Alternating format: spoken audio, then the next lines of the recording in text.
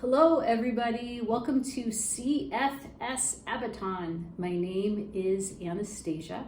I am a mind-body coach, and on this channel I share with you my stories of a lifelong of ever-evolving symptoms of chronic illness and TMS, how that culminated into my last crash that lasted 6 years, and all of my slow progress and pullbacks along the way that seemed to take forever, which brings us to today's video. This is Setbacks Part 2. I spoke with you all recently about a setback I had as a recovered person recently that really hurt, and it made me reflect on setbacks. And the question is, if I have a setback, whether I am new to recovery or I have recovered and I'm back functioning in life, does that mean I've been set back to zero? The short answer is no. The truth is, it sure does feel like it, and it sucks.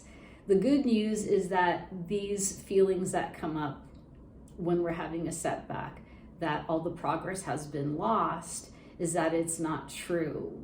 However, having a setback, it's not so easy to believe. It's like a logical truth, but not an embodied knowing. And it's okay to start there. It's okay to plant the seed and water it every time there's a setback. I have not lost my progress. Just keep watering that seed. Keep watering that seed. There'll be time for it to grow as you continue on the path, have another blip, and then water the seed again with truth. You have not been set back to zero, but it does not feel that way. So for setbacks, before recovery has taken root, I think it's important to accept and practice acceptance that recovery, for the most part, isn't simple, and that it is not always straightforward like healing from a flu. Like when we're beset with a flu, usually there's a period of being wiped out, a period of recovering, and then getting back up on the horse. Usually that doesn't take months and years, like it's just a series of weeks.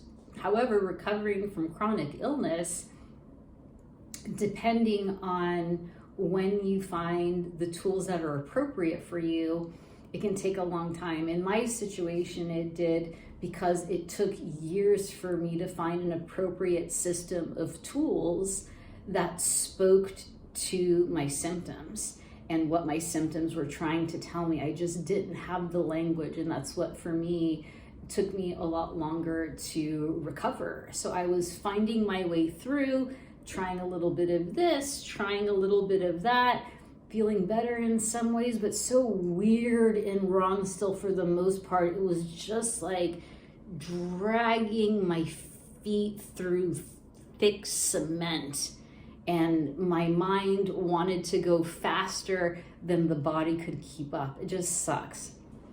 However, the setbacks don't really take away the progress. It feels like they do. I had recovery described to me as a spiral path up a mountain, and at the top we get to recovery. So along the way, it's only natural that there's going to be some type of setback, and at those times it's important to do what we know to be good for us. What are these symptoms trying to tell me? What is my setback trying to tell me? Maybe I outdid myself in a way I didn't realize. Maybe I thought I was taking an appropriate action to relieve one of my symptoms, but I didn't hear the symptom right. At that point, we can check in with a coach or a peer and review our progress so far, have them maybe review our patterns and writing exercises. This is where with clients, I will receive their writing exercises and maybe see a pattern they may have missed, which was also valuable for me when I was a client working with someone. If someone could say, oh, hey, Anastasia, it seems like when you do X, Y, and Z, you think it's helping you, but it actually zonks you out. Like there was certain activities and groups I was attending online that were good for me, but I was attending at times that weren't appropriate, or I was using these they're more like group support calls online, and it's just not exactly what I needed in that moment, even though it was a good thing, and I got zonked out. So sometimes our setbacks can have something really innocent behind it. Other times there might be some more work that needs to be done, like some journaling. Sometimes if people like me are doing deeper soul work, I've created 2 different sets of grief inventories to help transform grief, which can be sneaky and tricky, and I'll make other videos about grief. Or it could just be a natural part of the recovery process and just time to chill. Sometimes it's just a part of recovery to expand a little bit and then have a little bit of a setback, and there might not be much more work to do than just be gentle, take it easy, water the seed of knowledge that I am not set back to zero, my progress is cumulative, and let it pass and have acceptance that it'll pass as you do what you know to be good for you. So easier said than done. And then there's setbacks after recovery. Oh God, isn't that discouraging? I was hoping this would be like taking a purple pill and then snapping out of it forever. And when I hear people say that they used to have chronic illness and then they became symptom free ever after, well, I like the sound of that, and I like that. There's also people I have heard testimonies from who don't have that experience, and some of us are coaches. We work in the field, and our bodies talk to us at times of stress, and it's human and natural and doesn't mean we don't have recovery. 2 women come to mind. Both are very close with the late Dr. John Sarno, Nicole Sachs. She's his protege and one-time client. She's developed a body of work with his very own daughter, Christine Sarno, to continue his message of how repressed emotions can create chronic symptoms. He was one of the first people to put it on the scene a long, long time ago. So we don't have a YouTube channel with him talking about it. But there are people like Nicole and Christine who are bringing his work forward. They're continuing his legacy.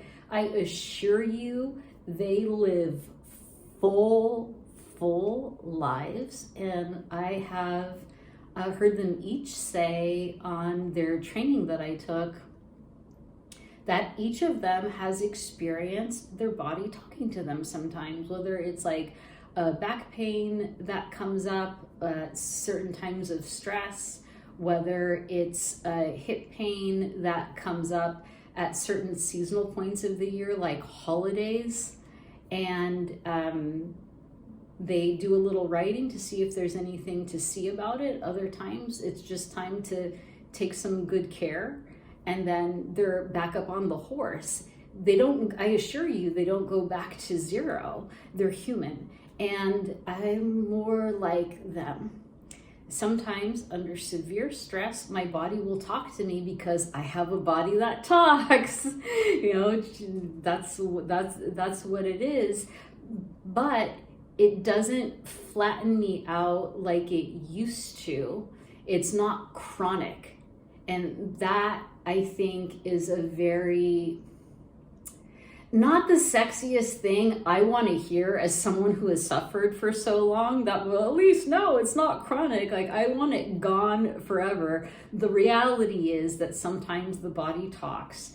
And I've heard a lot of coaches and people who work in the field tell me personally that when there is a lot of stress, if they're taking care of a parent and shouldering a lot of other responsibilities, and they themselves are dealing with the human changes that come with aging and hormones and life, that there might be a little pinch here or there. They may need to take it easy for a few days, but they're not flattened out. They know what's going on. They know there might be an emotion attached to it.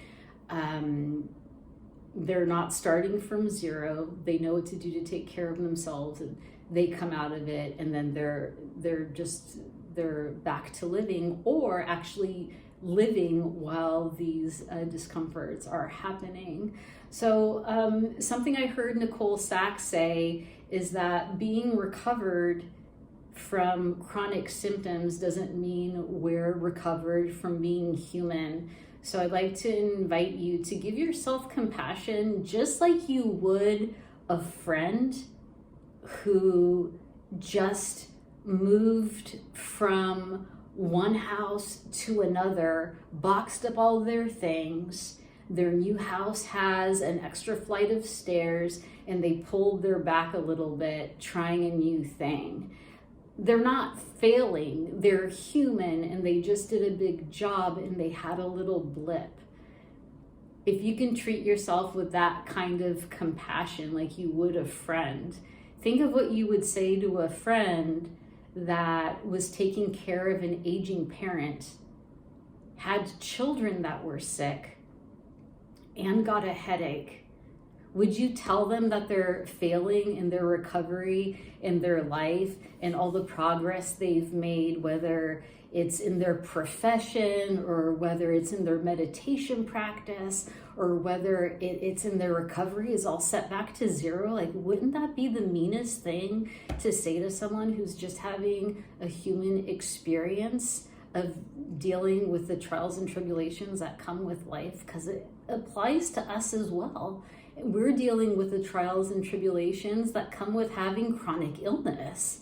But aren't we the first ones to sometimes be so hard on ourselves? So it's a little bit of a gentleness break. If you would like to set up a free curiosity call to see if some of the tools I have to offer might be a fit for your situation, and you're curious about to see if you would like to try in your recovery some of these tools for your setbacks, I'd be happy to remind you that you are not set back to zero. And the curiosity calls with me are free. They're a half hour. The link is in the description of this video, in the bio of my CFS Abaton page. And I'm wishing you all the best, sending you so much support, and I will see you again in the next video, and talk to some of you online in sessions or in the comments. Take care.